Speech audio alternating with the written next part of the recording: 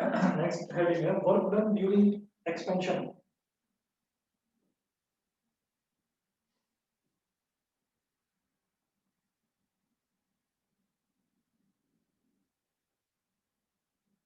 Work done during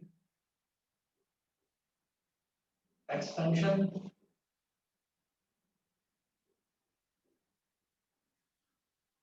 of a gas. तो camera focus चला गया। अभी अभी आएगा 1 minute.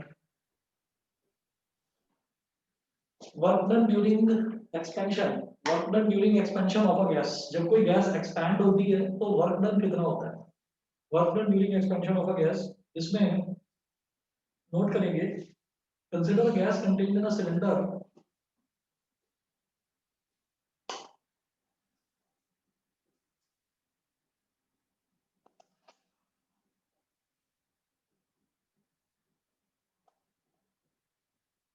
consider a gas contained consider a gas contained in a cylinder of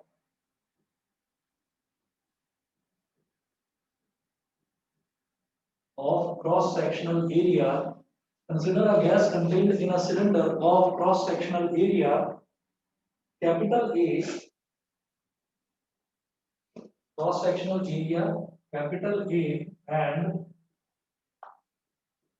provided with a frictionless piston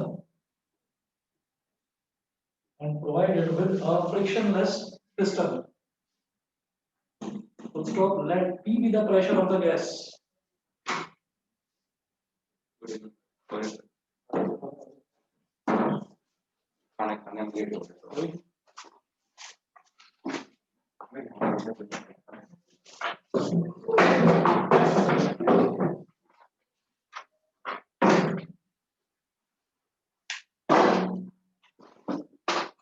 उसके बाद है let P be the pressure of the gas. Let P be the pressure. Let P be the pressure of the gas. अब आप देखिएगा कि हम एक container लेंगे,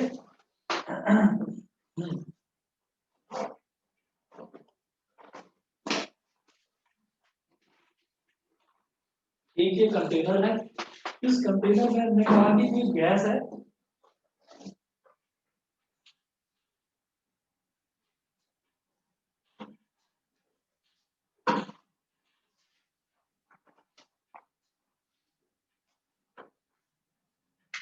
ये पिस्टन है। ओरिजिनली मान लीजिए कि ये पिस्टन यहां पर था,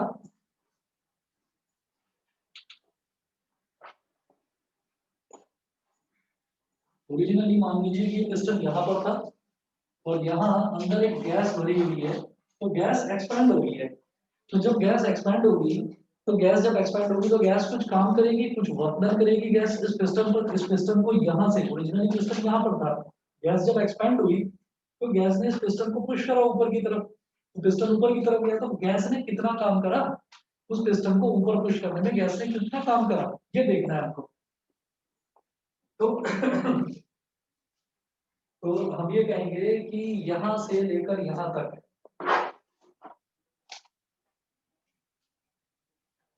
जितना ये एक्सपैंड हुई, एक्सपेंशन इसका ले लिया dx, force exerted by the gas on the piston,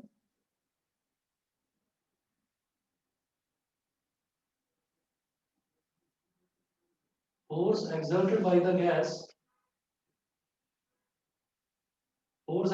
the gas on the piston, F is equal to pressure into area। क्योंकि प्रेशर क्या होता है, फोर्स अपॉन एरिया, तो फोर्स क्या हो गया, pressure into area, equation number 1। उसके बाद हम ये कहेंगे suppose the gas expends a little,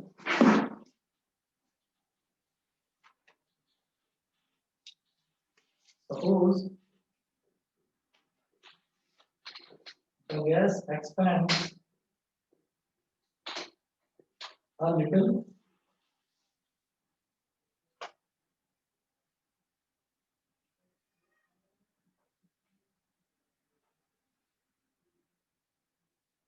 Suppose the gas expands a little and pushes the piston through a small distance dx. Then work done by the gases, then work done by the gas is, हम जानते हैं work done क्या होता है, कोई छोटा सा distance है, छोटा थोड़ा सा एक्सपैंड कर रही है गैस, तो हमने कहा कि वर्क डन भी बहुत small amount of work done है, तो उसको हमने डीडब्ल्यू बोल दिया। तो वर्क डन क्या होता है, फोर्स इनटू डिस्प्लेसमेंट, तो F इनटू dx, तो dw is equal to F की वैल्यू क्या है, P into A, P into A into dx। अब आप ये देखिएगा, ये जो पिस्टन है, पिस्टन का जो क्रॉस सेक्शनल एरिया है वो कैपिटल A है। पिस्टन क्या होता है जनरली, पिस्टन जनरली आपका सर्कुलर शेप का होता है, और जितने में ये मूव कर रहा है ये डिस्टेंस क्या है dx। तो अगर वो पिस्टन सर्कुलर शेप का है और वो ऐसे मूव कर रहा है, तो आप ये सोचिएगा कि ये क्या हो गया, जैसे कि एक सिलेंडर ने मूव करा हो। ठीक है, समझ गए कि पिस्टन की जो शेप होती है वो ऊपर से सर्कुलर होती है। अब वो सर्कल, एक सर्कल अगर नीचे से ऊपर की तरफ मूव कर रहा है, तो समझिए वो छोटा सा टुकड़ा क्या बन गया, जैसे कि एक सिलेंडर हो। समझ गए, ठीक है। तो हम ये कहेंगे कि अगर सर्कल का क्रॉस सेक्शनल एरिया क्या होता है, पाई आर स्क्वायर, और ये हाइट क्या है dx, हाइट हो गई dx, तो pi R square into dx, यानी कि height pi R square h क्या होता है, वॉल्यूम ऑफ द सिलेंडर। बताइए, ये चीज क्लियर है सभी को। मैं अगर a इंटू डी एक्स कर दूं तो ये वॉल्यूम हो जाएगा कि नहीं, ये बता दीजिए। बताइए ईशान, एकांश, ये चीज समझ में आती है। Yes sir. जो पिस्टन है, पिस्टन की शेप ऊपर से ऐसी है, उसको हमने थोड़ा सा ऐसे मूव करा दिया ऊपर की तरफ, थोड़ा सा ऐसे मूव करा दिया, अब पिस्टन यहाँ पर आ गया, तो ये एक क्या बन गया, जैसे कि एक सिलेंडर हो। और सिलेंडर का वॉल्यूम क्या होता है, पाई आर स्क्वायर इंटू एच, और पाई आर स्क्वायर होता है टॉप में जो एरिया बनता है सर्कल का, तो सर्कल का एरिया इंटू हाइट, यानी कि ए इंटू डी एक्स। इसको मैं क्या बोलूंगा, एक छोटा सा वॉल्यूम बन गया है ये, तो इसको हम बोल देंगे पी डी वी।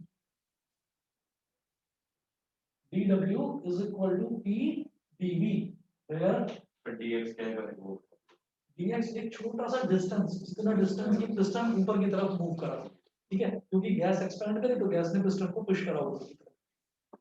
ठीक है, समझ क्लियर है। Yes sir. बताइए, ठीक है। उसके बाद where dv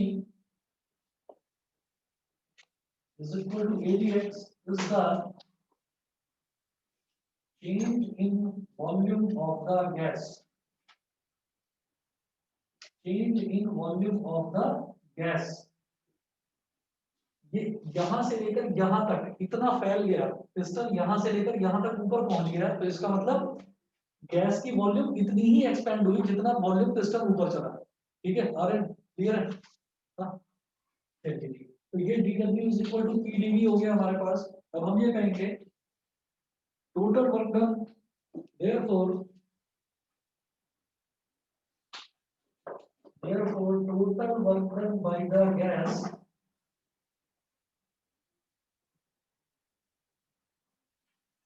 therefore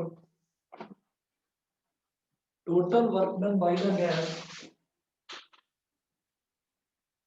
when its volume rises from V1 to V2 is, जब dw is equal to pdv, तो इसको क्या करते हैं ना, इसको इंटीग्रेट कर देते हैं, तो इंटीग्रेट कर देंगे, integration of dw is equal to integration of pdv, और वॉल्यूम आपका V1 से V2 तक, वॉल्यूम V1 से V2 तक।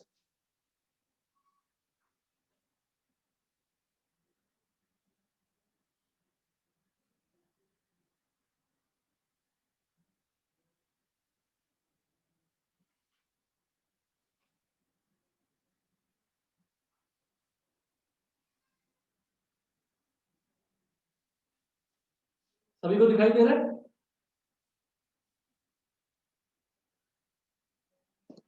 अरे सुनाई भी दे रहा है सबको कि नहीं? कोई Yes, आवाज sir, नहीं yes, आपको देख yes. अच्छा, तो जब DW small amount of work done को जब हम इंटीग्रेट कर देंगे तो टोटल वर्क डन आ जाएगा W is equal to P।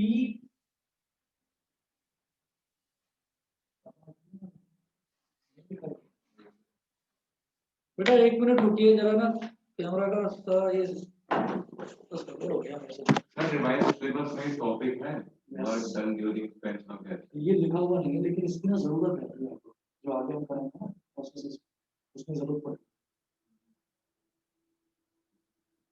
इसलिए करा हूँ। अरे एक पूछ तो सुना है ये सबने पूछ रहे हैं डीएक्स तो सिलेबस लिखा है शॉर्ट में तुमने लिखा ही नहीं, खाली बैठे हो कुछ नहीं खाली बैठे को लिखा रहा हूँ नहीं सर इसमें इस बात ये आइसोथर्मल प्रोसेस की बात कर रहे हैं ना अभी। आइसोथर्मल प्रोसेस तो बाद में आएगा, आइसोथर्मल एडियाबैटिक, हाँ, तो ये वाले जो प्रोसेसेस हैं बाद में आएंगे, तो उसके लिए ये इसका इंट्रोडक्शन जरूरी है, इसलिए हाँ डायरेक्टली ऐसा सच ये पूछा भी नहीं जाएगा।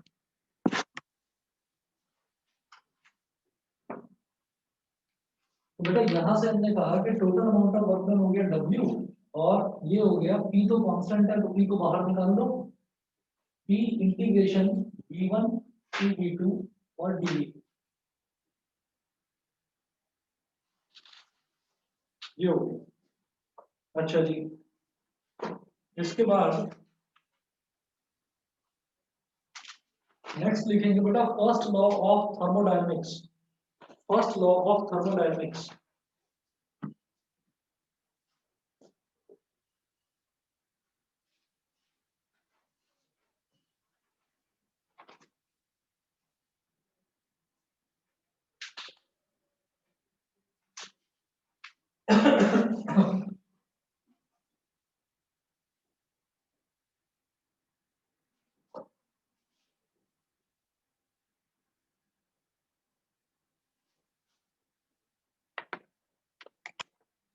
बेटा बस एक मिनट वेट करिए, मैं एक मिनट में आ रहा हूँ। फर्स्ट लॉ ऑफ थर्मोडायनेमिक्स जो है इसमें नोट करेंगे according to this law if some heat is supplied to a system,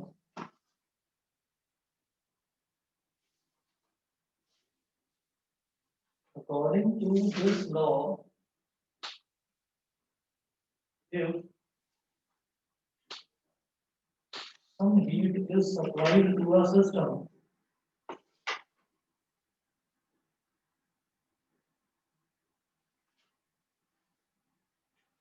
according to this law if some heat is supplied to a system, if some heat is supplied to a system which is capable of doing work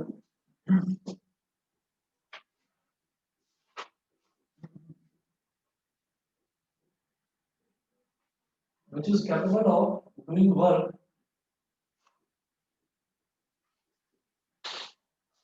which is capable of doing work, then the quantity of heat absorbed by the system, then the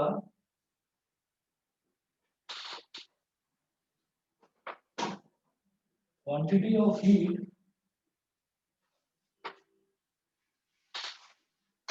absorbed by the system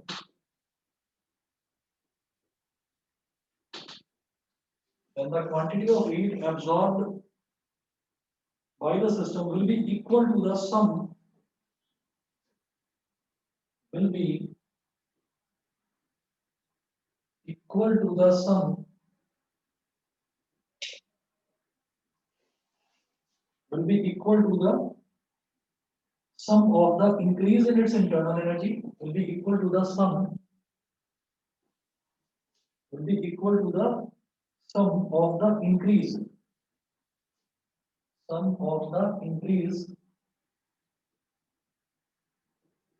in its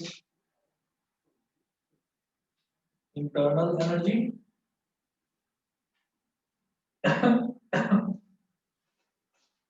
increase in its internal energy and the external work done by the system on the surroundings and the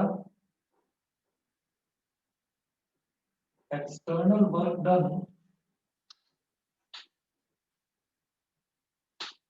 by the system on the surroundings and the external work done by the system on the surroundings. ठीक है, क्या है, according to this law if some heat is supplied to a system which is capable of doing work, अगर मान लीजिए कोई एक system है जो कि वर्क कर सकता है, फॉर एग्जांपल मान लीजिए कोई गैस ही है, अगर हमने उस गैस को गर्म कर दिया तो वो गैस एक्सपेंड होगी, जब गैस एक्सपेंड होगी तो इसका मतलब गैस वर्क करेगी, किस किस हिसाब से, इस इक्वेशन के हिसाब से गैस वर्क करेगी। तो if heat is supplied to a system which is capable of doing work, then the quantity of heat absorbed by the system, heat is absorbed, heat is supplied to a system, heat हमने किसी gas को supply करी, gas expand करी, expand करेगी तो फिर वो work करेगी, ठीक है। तो जो हीट उसने एब्जॉर्ब करी है ना सिस्टम में, वही गैस ने जो हीट एब्जॉर्ब करी है,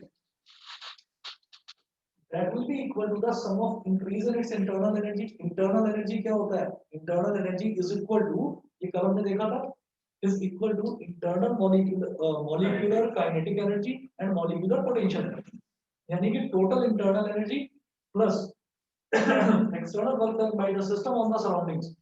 सिस्टम क्या है जिसको मैंने हीट सप्लाई करी, सिस्टम क्या है, सिस्टम है गैस, गैस एक्सपैंड हुई तो गैस ने एक्सटर्नली क्या काम करा अपनी सराउंडिंग्स में, गैस की सराउंडिंग्स क्या है, ये वेसल, इस वेसल के अंदर पड़ी हुई थी ना गैस, तो गैस की सराउंडिंग ये वेसल है, तो गैस जब एक्सपैंड करी तो ये जो पिस्टन था इसने इस पिस्टन को पुश करा, तो ये जो पिस्टन को इसने पुश करा ये क्या हो गया, वर्क डन। तो ये वाला वर्क डन प्लस जो उसकी इंटरनल एनर्जी है, ये दोनों अगर इन दोनों को ऐड कर दिया जाए तो it will be equal to the heat absorb by the system. जहां जहां मैं सिस्टम बोल रहा हूं समझ लीजिए मैं गैस की बात कर रहा हूं, जहां जहां मैं सिस्टम बोल रहा हूं तो समझिए कि मैं गैस की बात कर रहा हूं, क्योंकि गैस ही यहाँ पर सिस्टम है, हमें गैस की प्रॉपर्टीज देख रहे हैं। बताइए बेटा सभी को क्लियर है इतना? पर इस लॉ को ये नहीं बोल सकते कि heat absorbed by the system is used to partly change the internal energy and partially used to for the work done. हाँ दोनों एक ही बात पर स्टैंडर्ड डेफिनेशन ये है, तो चाहे ये कर लो बाकी जो आप कह रहे हो वो भी ठीक है, एक ही बात है ना। चलिए अब जरा देखते हैं इसको मैथमेटिकली कैसे लिखा जा सकता है, ये समझ में आ गया है हर्ष, ईशान?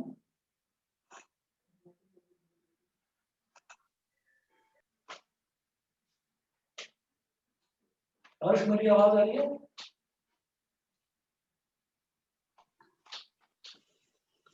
Yes sir. मैं कह रहा हूँ ये समझ में आ गया फर्स्ट लॉ? हाँ यस सर। ठीक है, मैं इसको एक बार मैथमेटिकली भी लिख रहा हूँ, यहाँ पर है सबसे पहले delta Q heat supplied to the system, let sir हाँ जी बताइए, फर्स्ट लॉ तो वही कंजर्वेशन ऑफ एनर्जी हुआ ना बेसिकली, एक तरह से, हाँ एक तरह से कंजर्वेशन ऑफ एनर्जी हुआ। पहले हम ये देखेंगे कि कितनी हमने हीट सप्लाई करी उसको, और उसके बाद हम ये कहेंगे कि जब हमने हीट सप्लाई कर दी, हीट सप्लाई करने के बाद सिस्टम ने हीट एब्जॉर्ब कितनी करी, वो heat absorb is equal to change in its internal energy plus work done by the system of the surroundings, मतलब गैस ने सराउंडिंग्स पर कितना वर्क डन करा, थोड़ा सा अंतर है वैसे उसमें। चलिए देखिएगा डेल्टा क्यू हो गया heat supplied to the system,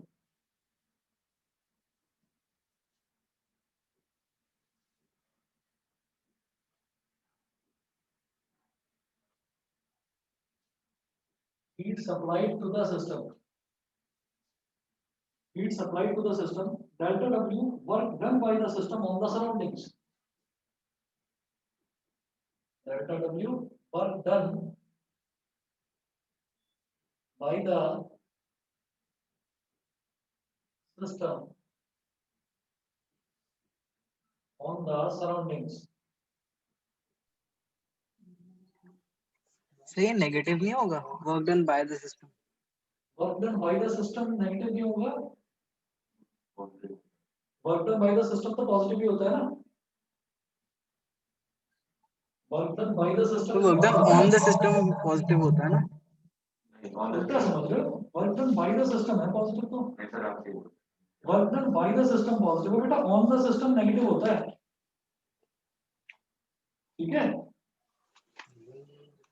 system work करेगा तो वो बड़ा हो जाएगा ना फिर। अरे समझ में आ गया? AP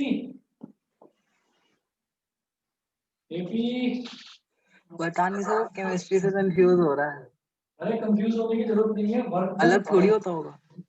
work done by the system positive है, हो सकता है कुछ और बताया हो उसमें।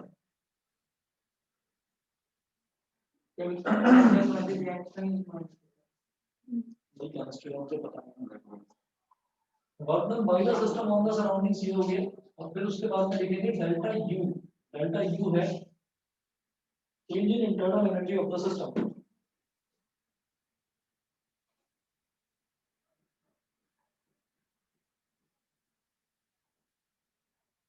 Change in internal energy of the system. Then, according to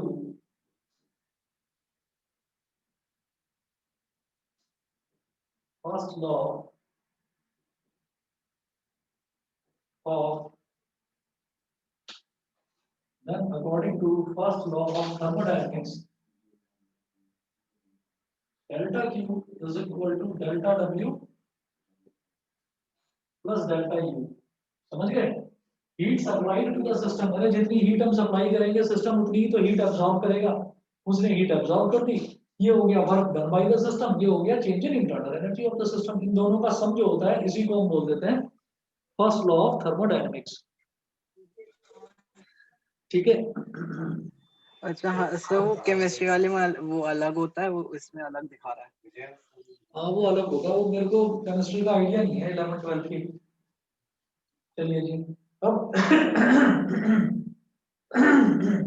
तो जो मैंने इसमें सर वो केमिस्ट्री में नेगेटिव बताते हैं। अच्छा अच्छा अच्छा अच्छा। अब देखिएगा, जो हमने सिस्टम पहले बनाया था ना वर्कमैन, जिसमें मैंने एक्सप्लेन करा था, वही वाला सिस्टम एक बार बनाकर दिखा रहा हूँ। और ये वाला डायग्राम ना काफी बनाया जाता है इस वाले चैप्टर में।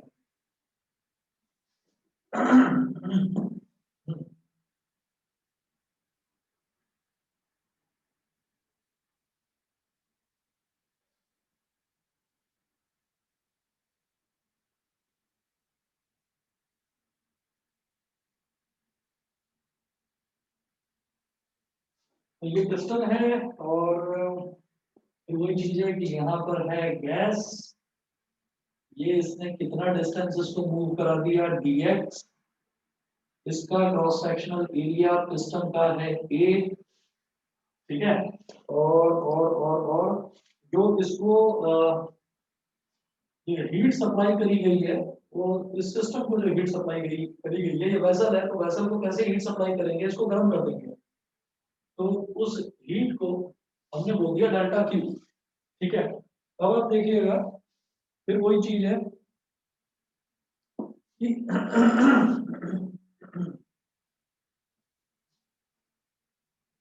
ये डायग्राम जरूर बनाकर दिखा देना यहाँ पर, ये वही है वर्क डन ड्यूरिंग एक्सपेंशन वाला।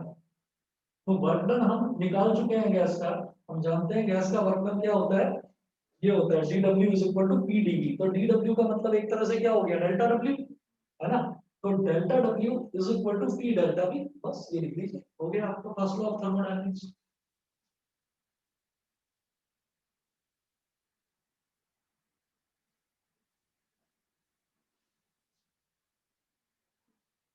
मेंशन करेंगे since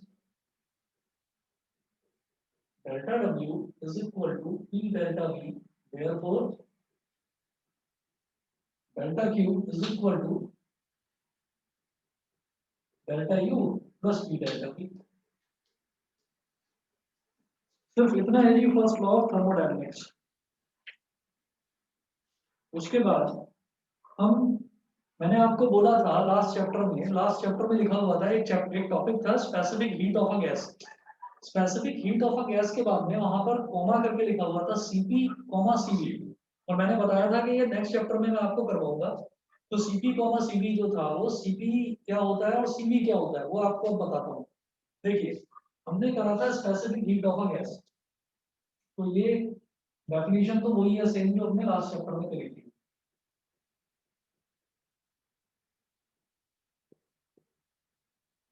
specific heat of a gas specific heat of a gas इसका फॉर्मूला क्या होता था, C is equal to delta Q upon M delta T. ठीक है, तो वही आप डेफिनेशन लिखेंगे इसकी, स्पेसिफिक हीट का वही फॉर्मूला लिख लेंगे, C is equal to delta Q upon M delta T. ये होता है, इसको मैं दोबारा एक्सप्लेन नहीं कर रहा हूँ, ये वही चीज है जो हमने लास्ट चैप्टर में करी थी। अब अब लिखेंगे to there are two principal specific heats of a gas.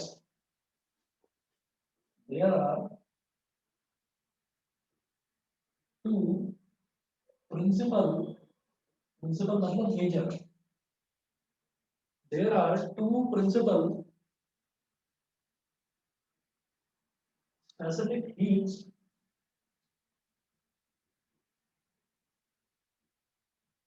there are two principal specific heats of a gas.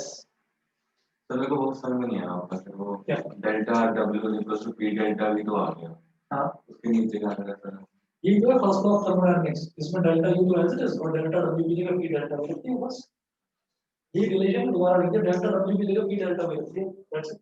हाँ ठीक है ना, और delta W P delta we के बराबर कैसे है वो हमने वर्क डन ड्यूरिंग एक्सपेंशन में कर ही लिया। ठीक है ना, समझ।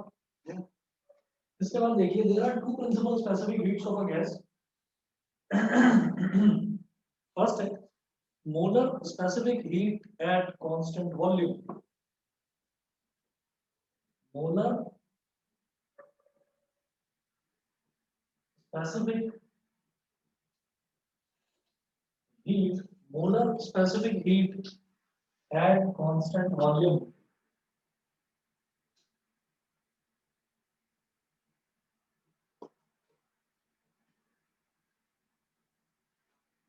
आप साथ साथ इन चैप्टर्स को ना लर्न करता चलिए जितना जितना आपको बता रहा हूँ।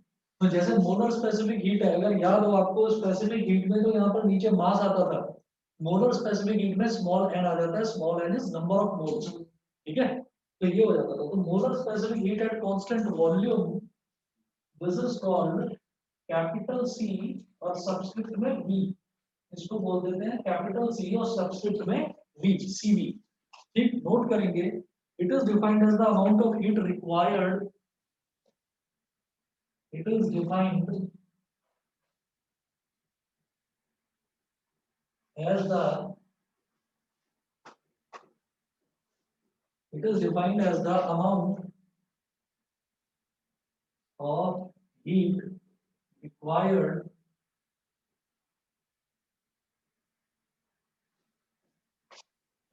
as the amount of heat required to raise the temperature of 1 mole of a gas, to raise the temperature of 1 mole of a gas. It is defined as the amount of heat required to raise the temperature of 1 mole of a gas through 1 degree Celsius. 1 mole of a gas through 1 degree Celsius at constant volume.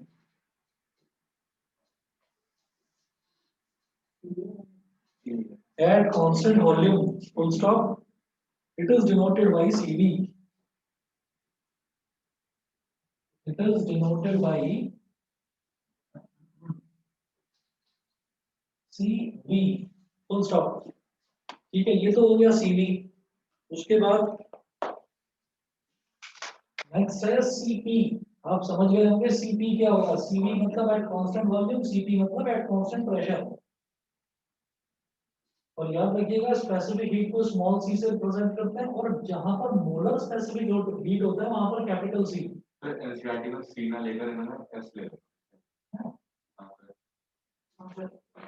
तो मैं देखूंगा। देखो देखो देखो specific heat है, specific heat capacity है capital S. Specific heat capacity of a substance is defined by S is equal to 1 by m. तो capital S है, स्पेसिफिक हीट कैपेसिटी है, मैं स्पेसिफिक हीट की बात कर रहा हूँ और वो specific heat capacity capital S हो, मैंने भी आपको करवाया था उसमें। हाँ इसलिए करो साथ साथ पढ़ते चलो, बस भावनाओं में लेना तो। नहीं सर, वो आपने इसके बारे में मैंने आपसे पूछा था, तो आपने कहा था वो कैपिटल सी होता है और ये स्मॉल सी होता है। स्मॉल सी तो हो गया स्पेसिफिक हीट, कैपिटल सी हो गया मोलर स्पेसिफिक हीट, और जो स्पेसिफिक हीट कैपेसिटी है वो कैपिटल एस हो। हाँ चलिए जी, अगला लिखेंगे molar specific heat at constant pressure. Molar specific heat eight molar specific heat at constant pressure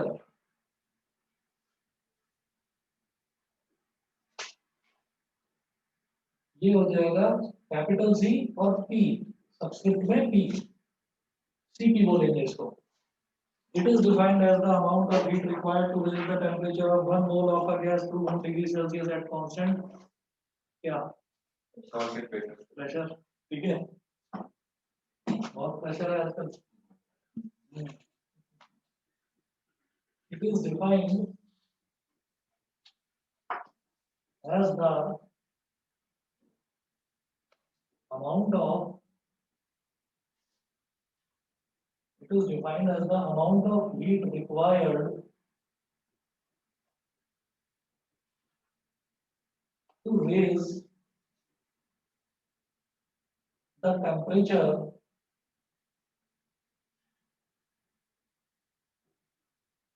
of 1 mole of a gas to 1 degree Celsius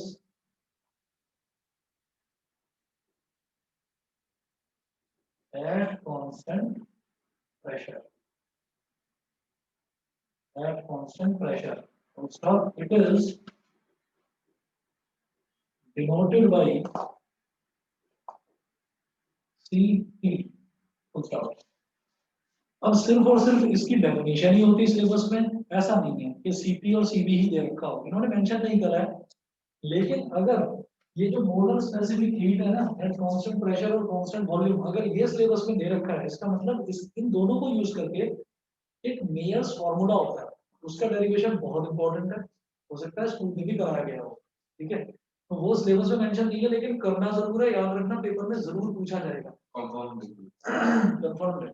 कुछ चीजें ऐसी हैं जैसे बर्नौलीज थ्योरम हो गई, जैसे ये हो गई, पूछा ही जाता है पेपर में, आप कितना भी इजी बना लो, कितना भी हार्ड बना लो, वो चीज पूछी जाएगी।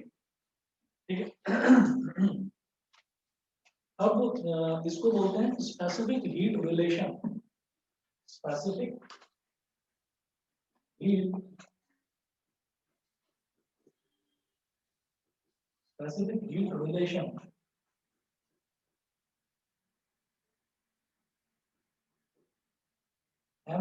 MAYER apostrophe S Mayer's formula।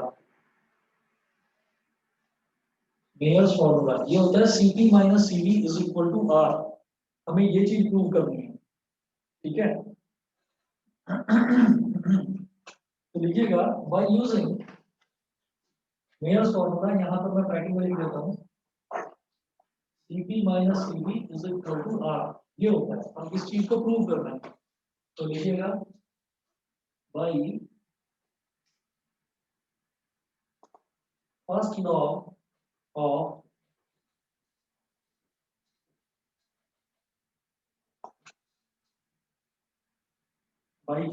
of thermodynamics, delta Q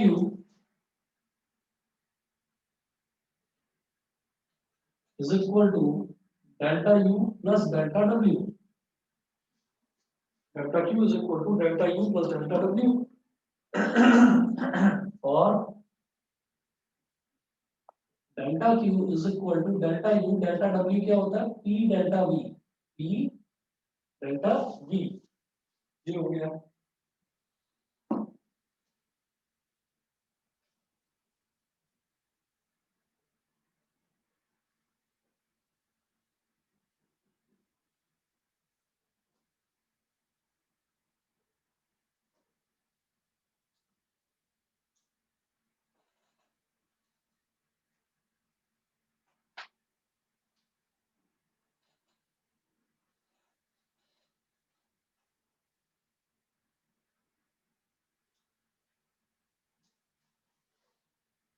अब देखिए delta Q is equal to delta U plus P delta we.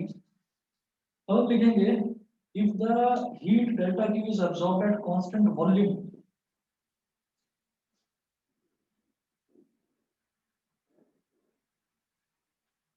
if the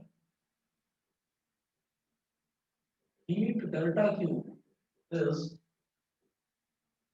absorbed at constant volume। अब देखिएगा क्या है कि अगर जो हीट जो है ना, हीट होती है डेल्टा क्यू, है ना, अगर वो जो हीट है वो कांस्टेंट वॉल्यूम पर एब्जॉर्ब करी जाए। कांस्टेंट वॉल्यूम का मतलब क्या, वॉल्यूम फिक्स है। कांस्टेंट वॉल्यूम का मतलब है वॉल्यूम फिक्स है, वॉल्यूम चेंज नहीं हो रही है। इसका मतलब क्या है कि जो डेल्टा वी है हमारा वो डेल्टा वी जीरो हो जाएगा। कांस्टेंट वॉल्यूम का मतलब change in volume is equal to zero. बताइए ये चीज तो समझ में आती है ना सबको,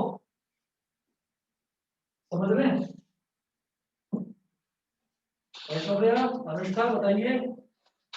yes sir.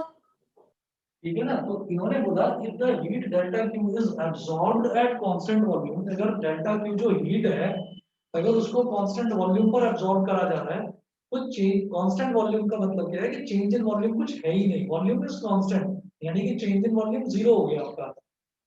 Then delta V is equal to zero, तो सीवी क्या होगा, सीवी। और देखिए ये जो हम मिरर्स फार्मूला ले रहे हैं ना, ये लेंगे हम 1 मोल ऑफ अ गैस के लिए, 1 मोल ऑफ गैस के लिए। तो 1 मोल ऑफ गैस के लिए तो जो हमारा specific heat, molar specific heat होती है वो होती है capital C is equal to delta Q upon N delta T. N यानी कि 1, 1 मोल ऑफ गैस के लिए ले रहा हूँ तो यानी कि सिर्फ delta Q upon delta T से मतलब है, बाकी मोल को भूल जाइए, उसको आसान बनाने के लिए हमने 1 मोल कर दिया। ठीक है, तो C is equal to delta Q upon delta T. C is equal to delta Q upon delta T. और यहाँ पर मैं लिखूंगा v, इसका मतलब क्या है, v एज इट इज लिखा, सिर्फ c की वैल्यू लिख ली delta Q upon delta T. देखिए क्या होता है कि जो c होता है ना,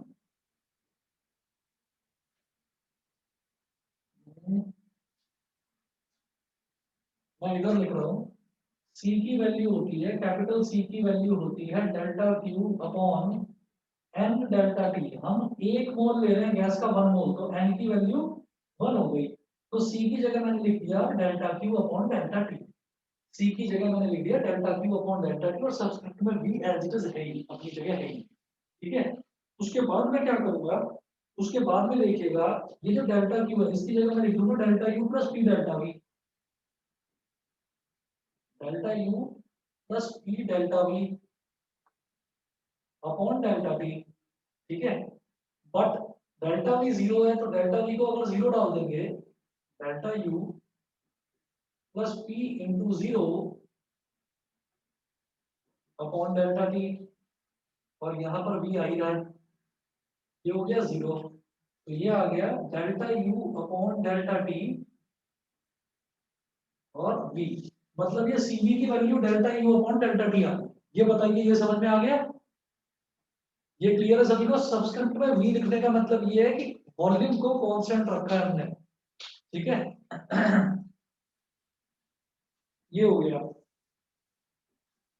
उसके बाद ये जो v है सबस्क्रिप्ट में, इसको भी हटा दो।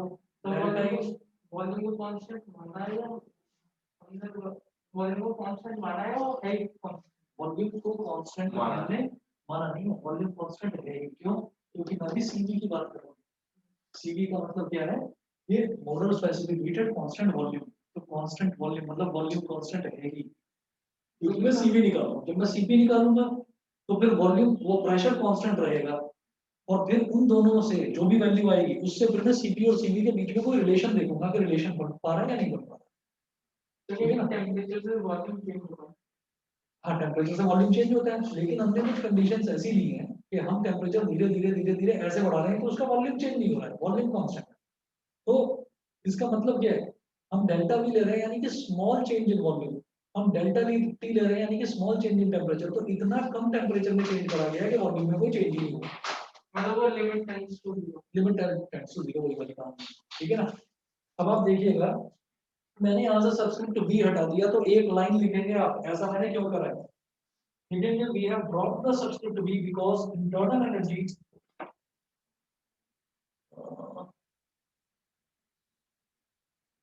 we have dropped the subscript V because internal energy of an ideal gas, internal energy of an ideal gas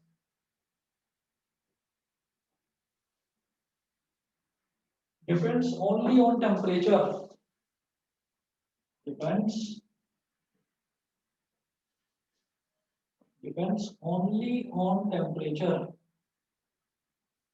ये वॉल्यूम पर डिपेंड ही नहीं करता, केवल टेम्परेचर पर डिपेंड करता है। तो कांस्टेंट वॉल्यूम हो या चेंजिंग वॉल्यूम हो, कोई फर्क नहीं पड़ेगा इंटरनल एनर्जी को। इंटरनल एनर्जी क्या है? डेल्टा यू, इसलिए हमने सबस्क्रिप्ट भी हटा दिया।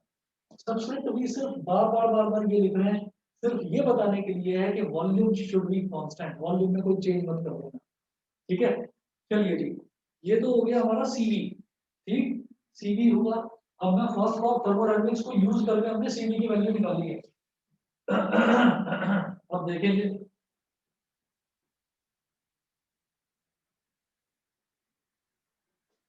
ये कनिष्का समझ में आ रहा है?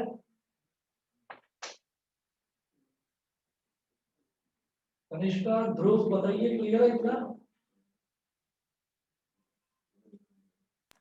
हाँ जी सर, क्लियर है। ठीक है, अब देखिएगा,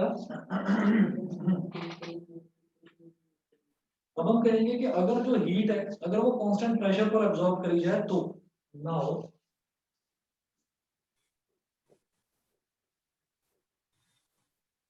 if heat delta Q is absorbed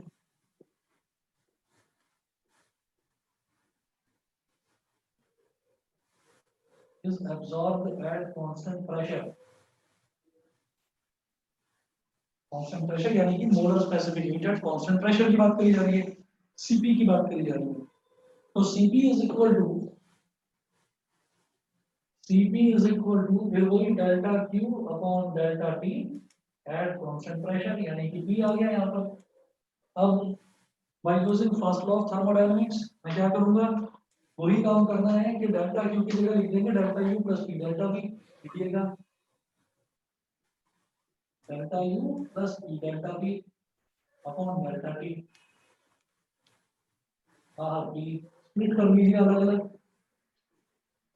delta U upon delta T subscript में T plus P, P P constant है, प्रेशर कांस्टेंट है ना, इसलिए पी को बाहर निकाल लिया, तो delta P upon delta T और पी यहाँ पर सब्सक्रिप्ट में टी। ठीक है, मैंने अलग अलग कर लिया इनको।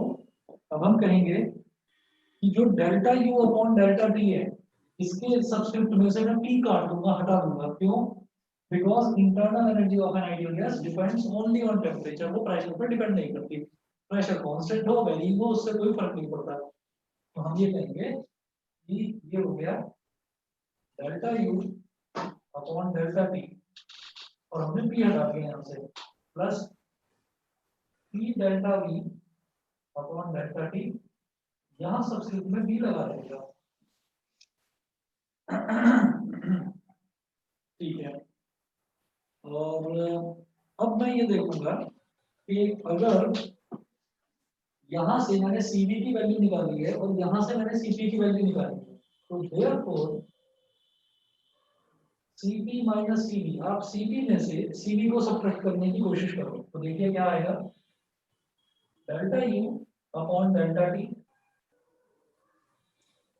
Plus P delta V upon delta T at constant pressure, और माइनस CV क्या आया था, delta U by delta T आया था CV को, delta U by delta T, तो delta U by delta T negative का और delta U by delta T positive का, ये दोनों कैंसिल आउट हो गए।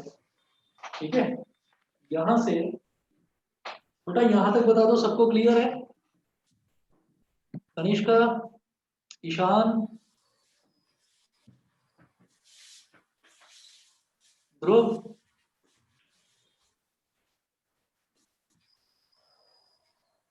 तनिष्का मेरी आवाज आ रही है? Ishan, Yes, sir. ओके, समझ? Yes, sir. चलिए जी, मैं इधर करूंगा अब इसको आगे।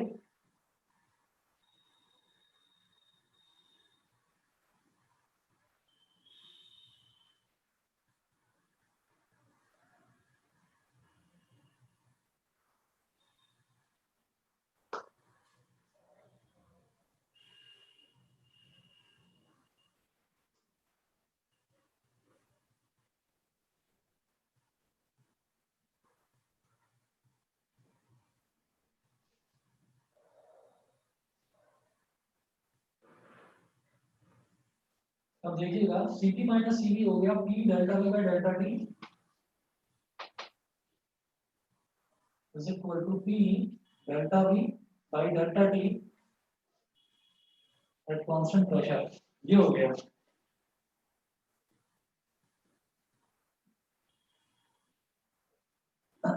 फिर आप कहेंगे बट, और इसको बोल दो equation number 1, but ideal gas equation is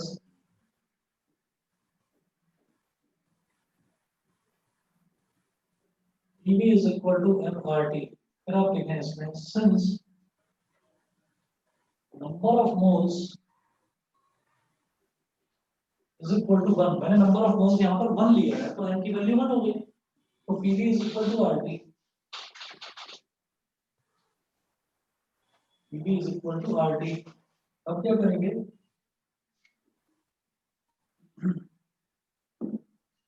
differentiate both sides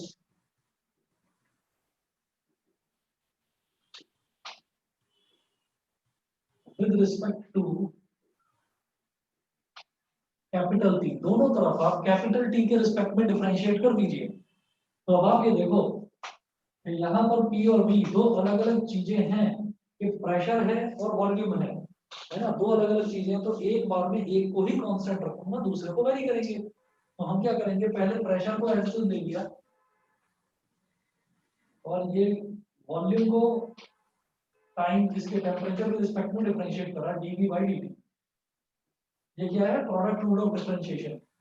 फिर क्या करा, वॉल्यूम को एज इट इज रहने दिया और प्रेशर को डिफरेंशिएट करा with respect to time, is equal to R होता है यूनिवर्सल गैस कांस्टेंट, तो R को तो एज इट इज रहने देंगे because it is a constant, और जब T को T के रिस्पेक्ट में डिफरेंशिएट करेंगे तो बेटा ये हो जाएगा dt by dt which is equal to 1।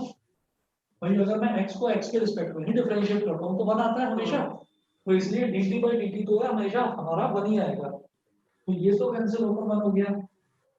फिर देखिएगा, फिर हम ये कहेंगे कि यहाँ पर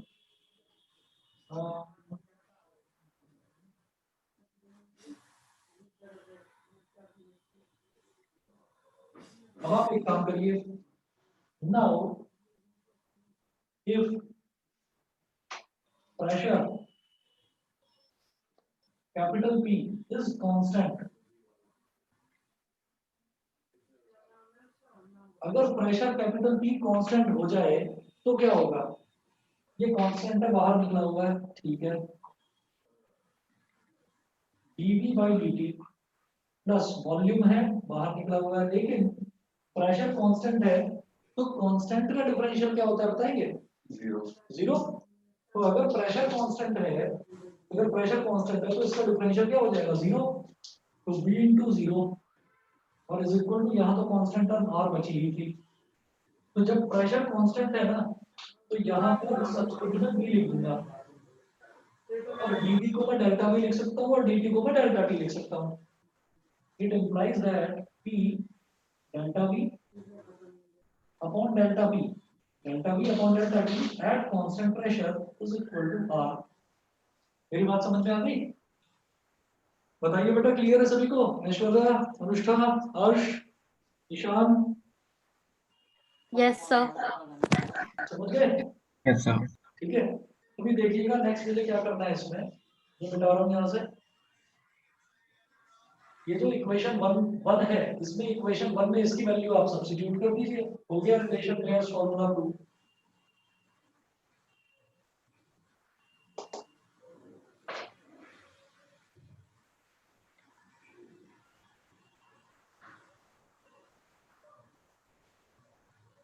So put this value in equation 1.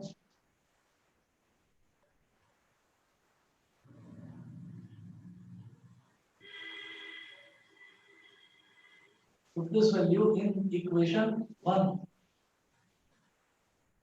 So Cp minus Cv is equal to R.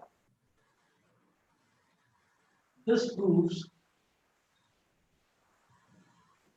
Mayer's formula.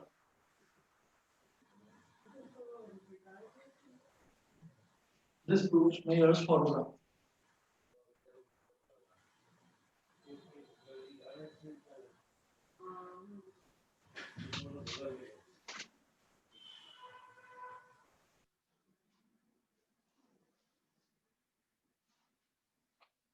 इसमें क्या था था कि मैं CP is always greater than CV। हाँ, एक ये तो एक होता है कि why CP always greater than क्योंकि CV। यूनिवर्सल गैस कांस्टेंट कभी नेगेटिव नहीं हो सकता, तो इसलिए Cp is always greater than Cv। तो कभी भी नेगेटिव नहीं हो सकता यूनिवर्सल गैस कांस्टेंट, तो ये पॉजिटिव, मतलब ये बड़ा और ये छोटा ही होगा, तभी ऐसा हो सकता है। पॉसिबल है कि वो पॉजिटिव, ये छोटा और ये बड़ा हो जाएगा तो नेगेटिव है। चलिए बेटा, नेक्स्ट टॉपिक लिखेंगे thermodynamic processes.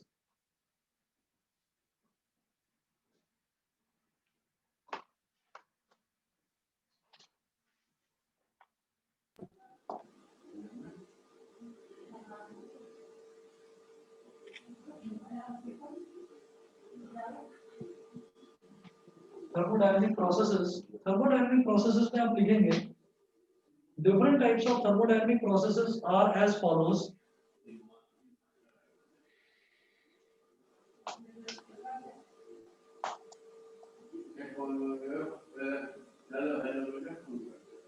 Different types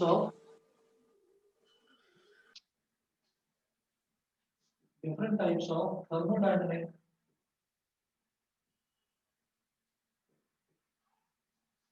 processes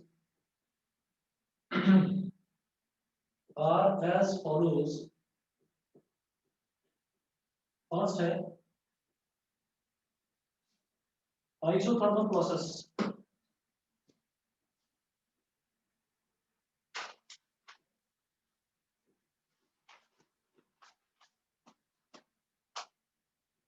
Isothermal process क्या होगा?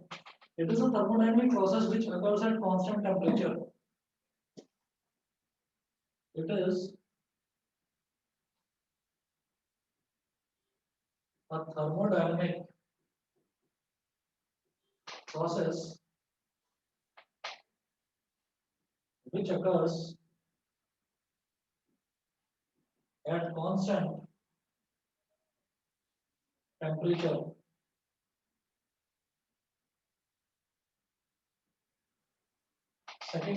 second process होता है isobaric process। isobaric process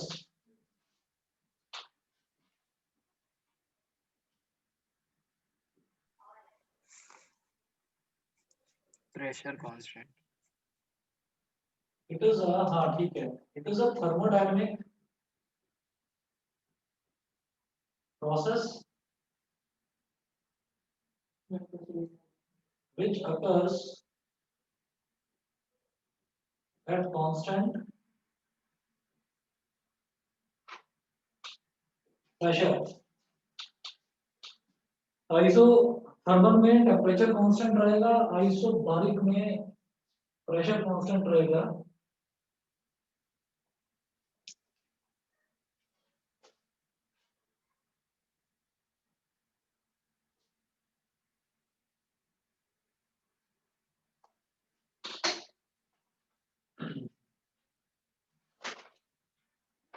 उसके बाद में थर्ड टाइप है isochoric process.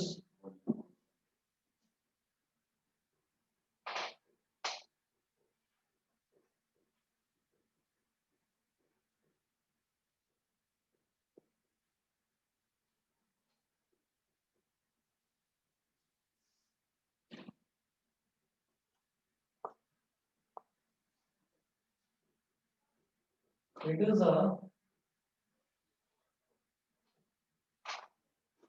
thermodynamic. It is a thermodynamic process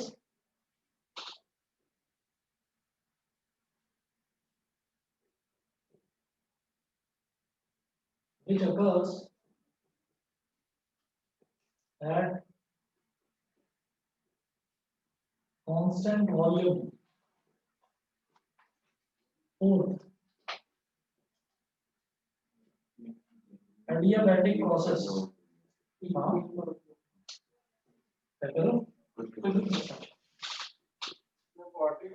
fourth लिखिएगा ये एडियाबैटिक वॉल प्रोसेस। की तरह होगा ना हीट कांस्टेंट। हाँ, क्या बोल रहे हो हर्ष, बताओ। ये एडियाबैटिक वॉल की तरह होगा ना हीट कांस्टेंट। बिल्कुल बिल्कुल, ये कुछ भी ट्रांसफर नहीं होने देगा हीट को। It is a thermodynamic process in which it is a thermodynamic process in which there is no exchange of heat energy, in which there is no exchange of heat energy between the system and the surroundings. Between the system and the surroundings.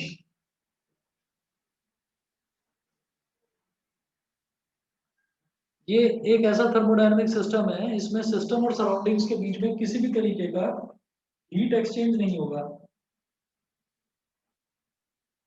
बताइए जी, इतना clear है?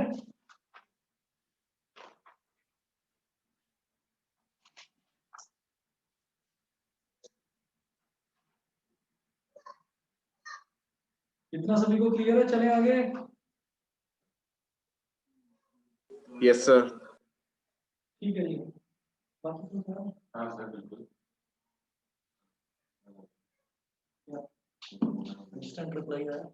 अरे एक बात बताइए, कल कराने आगे का? एक मिनट पूछ तो लूं।